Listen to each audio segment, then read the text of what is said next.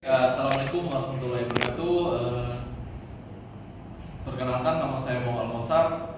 Baik, pada kali ini saya akan mempresentasikan seminar proposal saya, yaitu yang berjudul implikasi hukum terhadap keputusan pemerintah yang melibatkan karakteristik teritorial dalam sistem otonomi daerah, analisis konstitusional terhadap kebijakan pemekaran wilayah Provinsi Papua Barat Daya.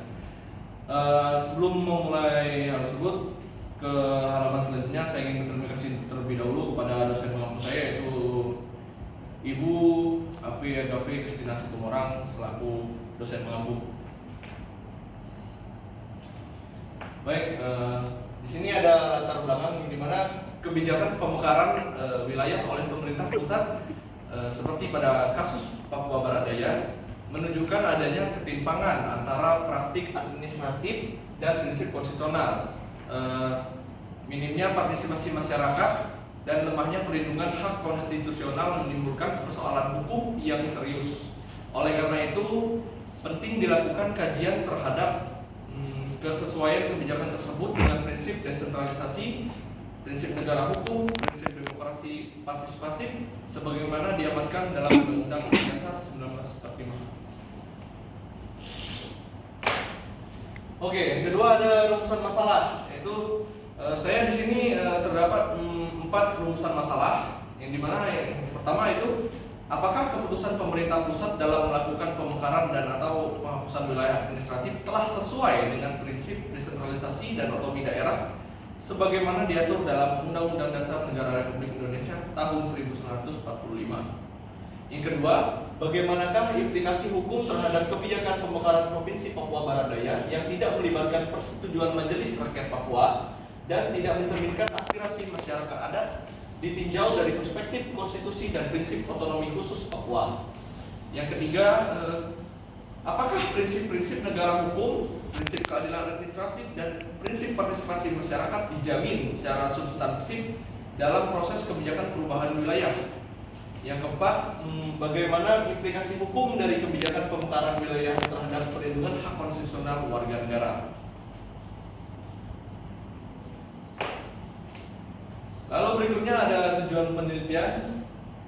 Tujuan penelitian saya di sini yaitu untuk menganalisis kesesuaian keputusan pemerintah dalam hal pemekaran dan atau penghapusan wilayah dengan prinsip-prinsip konstitusi, khususnya yang berkaitan dengan otonomi daerah dan desentralisasi.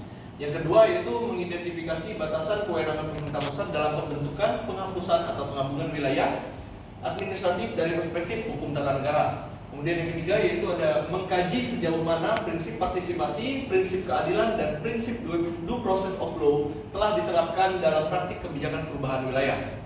Yang keempat yaitu menilai implikasi hukum dari kebijakan pemekaran atau penghapusan terhadap hak-hak politik, ekonomi, dan sosial masyarakat di wilayah Papua Barat Daya.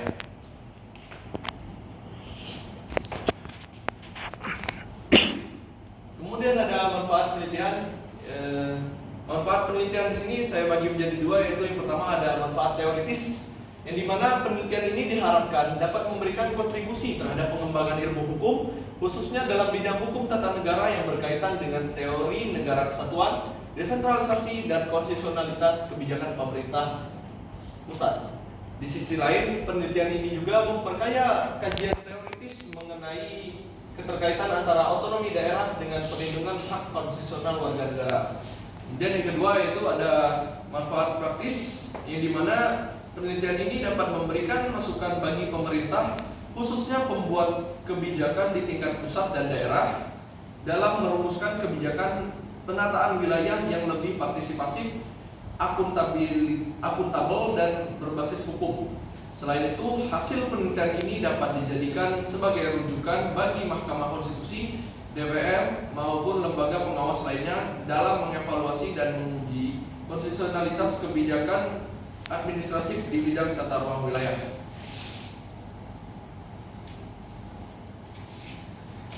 Lalu di sini ada landasan teori yang sudah saya temukan. Itu terdapat beberapa teori. Yang pertama yaitu teori desentralisasi, yang dimana dipahami sebagai pelimpahan wewenang dari pusat ke daerah secara struktural yang menjadi alat analisis untuk menilai apakah proses pengambilan keputusan oleh pemerintah pusat telah sesuai dengan semangat pemberdayaan daerah keadilan administratif, serta penghormatan terhadap hak-hak warga negara. Yang kedua ada teori due process of law, yang dimana merupakan prinsip hukum yang menekankan bahwa setiap tindakan pemerintah, terutama pengambilan keputusan administratif, harus dilakukan melalui prosedur yang adil, terbuka, dan dapat dipertanggungjawabkan. Kemudian yang ketiga yaitu ada teori perlindungan hukum. Pemerintah sebagai pemegang kekuasaan administratif memiliki tanggung jawab untuk tidak hanya menyelenggarakan pemerintahan, tetapi juga memastikan bahwa warga negara terlindungi dari kemungkinan tindakan atau keputusan yang merugikan. Yang keempat ada teori konstitusionalitas. Setiap kebijakan yang dibuat dan dilaksanakan oleh pemerintah harus tunduk dan sesuai dengan norma-norma yang terkandung dalam konstitusi. Yang kelima yaitu teori negara demokrasi partisipatif. Partisipasi warga negara dianggap sebagai inti dari praktik demokrasi yang sehat dan berkualitas. Kemudian yang keenam terakhir itu teori kewenangan. Kebijakan yang dikeluarkan oleh pemerintah pusat maupun daerah, terutama kebijakan strategis seperti pemekaran wilayah administratif. Baik, di sini ada kerangka konseptual saya, yaitu kebijakan pemekaran wilayah dalam hubungan antara prinsip negara kesatuan, desentralisasi, kewenangan, due process of law, perlindungan hukum, demokrasi partisipasi, dan konstitusionalitas kebijakan publik. Semua teori yang ada di atas tersebut berfungsi untuk mengkaji apakah kebijakan pemekaran telah sesuai dengan prinsip keadilan, partisipasi publik, dan perlindungan hak konstitusional warga negara.